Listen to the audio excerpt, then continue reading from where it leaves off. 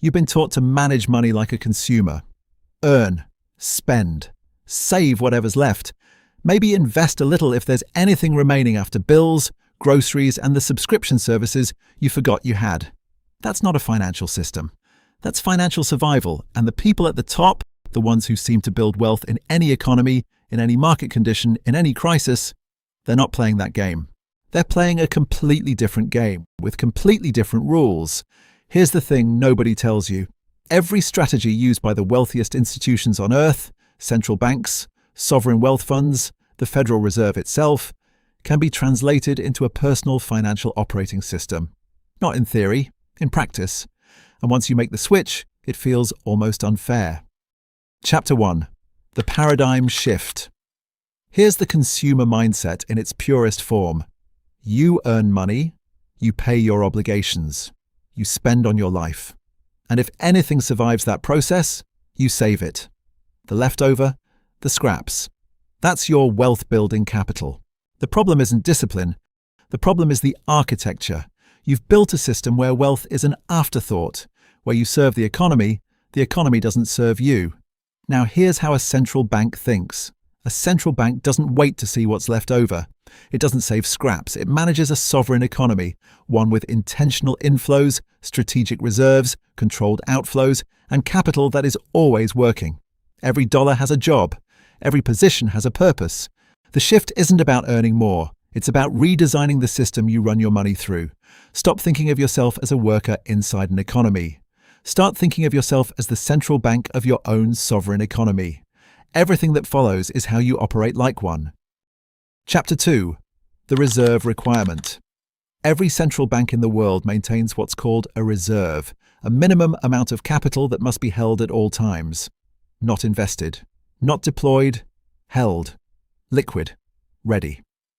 Most people know this concept as an emergency fund. 3 months of expenses, 6 months. The number varies depending on who's giving advice. But here's where the framing completely changes everything. An emergency fund is defensive. It's money you keep around hoping you never need it. It's psychological insurance. It sits in a savings account and quietly loses purchasing power every year. A strategic opportunity reserve is offensive. When the market crashes, and it will crash, the person with no reserve is a victim. They panic sell to cover their obligations. They can't act. They can only react. The person with a strategic reserve, they're a predator, liquid, calm, and positioned to move while everyone else is frozen. Central banks don't maintain reserves because they're scared. They maintain reserves because liquidity is power, the ability to act fast without borrowing, without negotiating, without waiting. That's the real asset. Reframe your emergency fund today. It is not a safety net, it is your war chest. Chapter 3. The Printing Press. Here's something every central bank has that most individuals don't. Multiple inflows. A central bank has interest income, foreign exchange operations, seigniorage, the profit from issuing currency, investment returns, lending facilities, and more. It is never dependent on a single source of revenue, because a single source is a single point of failure. Most people have one income stream, one employer, one salary, one point of collapse. If that one stream dries up, layoff, health crisis, industry disruption, the entire system collapses. Building your personal printing press means engineering multiple inflows into your economy, not all at once, not overnight, but deliberately over time. A side skill that generates freelance income, a rental property, dividends from a portfolio, royalties from something you created once and still earn from, interest from being the lender instead of the borrower. Every additional inflow you build reduces your dependency on any single one, and every reduction in dependency is an increase in actual freedom, not the feeling of freedom, the structural reality of it. The goal isn't to be rich. The goal is to build an economy that runs whether you show up or not. Chapter 4. The Interest Rate Pivot. This is the chapter most people skip, and it's the one that compounds the fastest. Right now, you are almost certainly paying interest to someone. Credit card, car loan, buy now, pay later, maybe a personal loan.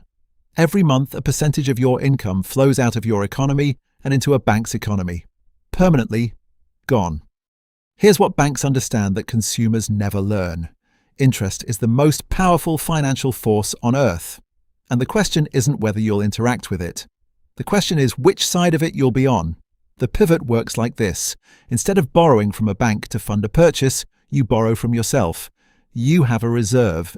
Remember chapter 2? You draw from it. You make the purchase. And then you pay yourself back, with interest, on a fixed schedule. This is called internal lending, and it does two things simultaneously. First, it keeps interest inside your economy instead of bleeding it out to someone else's. Second, it rebuilds your reserve faster than simple saving ever would, because you're paying interest back to yourself. It forces you to treat capital seriously. When you're borrowing from a bank, the pain is abstract, a monthly payment. When you're borrowing from your own reserve, you feel the depletion. You're motivated to repay.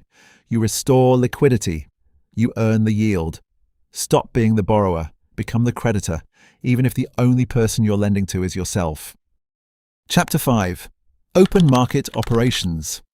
When the Federal Reserve wants to stimulate growth, it buys assets. It injects capital into the market by purchasing bonds, securities, whatever it takes to move the economy in the direction it wants. The translation for your personal economy is brutally simple. Buy assets when they're cheap. Don't when they're expensive. That sounds obvious. Nobody does it. Because when assets are cheap, the news says the market is collapsing. Sentiment is apocalyptic. Everything feels like it's falling apart. Buying in that environment requires you to act against every emotional signal your brain is sending. And when assets are expensive, the news says the economy is booming. Everyone's making money. Your co-workers are bragging about their portfolio. Buying feels safe, and that's exactly when you're most likely to overpay. The central bank doesn't have emotions about market conditions. It has a mandate. Buy when stimulation is needed. Sell when the market is overheated.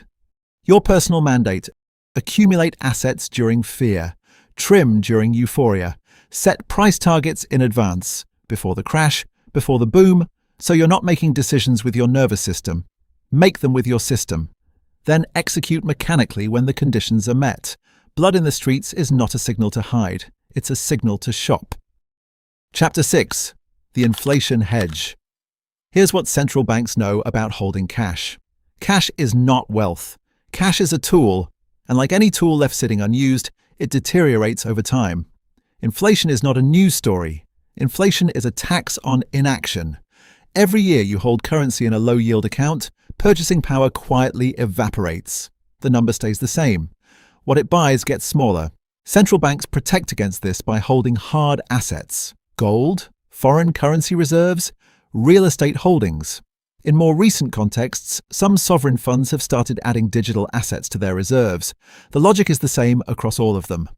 Hard assets hold value when fiat currency doesn't. They are the anchor to your personal economy's purchasing power. This doesn't mean going all in on gold or crypto. It means intentionally allocating a portion of your wealth to assets that exist outside the fiat system. Assets that scarcity protects. Assets that time works in favor of. Because if you hold nothing but cash and currency-denominated instruments, you're not preserving wealth. You're watching it melt. Own things, not just money. Chapter 7. The lender of last resort. This is the most powerful concept in all of central banking, and almost nobody applies it personally. When a financial crisis hits, banks failing, credit markets freezing, institutions collapsing, central banks step in as the lender of last resort, the entity with infinite liquidity. The one that doesn't panic, doesn't freeze, doesn't need rescuing. They are the buyer when there are no other buyers. And that position, historically, has always been the most profitable position in any crisis. Think about what that requires. No debt, a fully liquid reserve, multiple income streams that don't rely on market conditions, assets that hold value, a system that runs independent of any single employer, investment, or economic environment. That is the complete central bank personal operating system. And when a crisis hits, 2008, 2020, the next one, whatever it is, the person running that system doesn't see a disaster. They see a clearance sale. While everyone else is selling in panic, selling to survive, selling because they have no choice, you are liquid, solvent, and shopping at the bottom of the market. Not because you're lucky, because you built the system in advance. Conclusion. The banker mindset. Workers earn. Bankers allocate. That one sentence is the entire shift. A worker's goal is to earn more. A banker's goal is to deploy capital more effectively. The worker optimizes for income. The banker optimizes for the system. Every chapter in this video is one component of that system. The reserve that gives you power. The multiple inflows that eliminate dependency. The internal lending that keeps interest inside your economy. The asset accumulation strategy that buys fear and sells greed. The inflation hedge that protects purchasing power. The liquidity position that makes you the predator in every crash. None of this requires a hedge fund budget. It requires a different way of seeing money, not as something you earn and spend, but as something you manage, deploy, and multiply. The central bank of your personal economy is open. It's time to run it like one.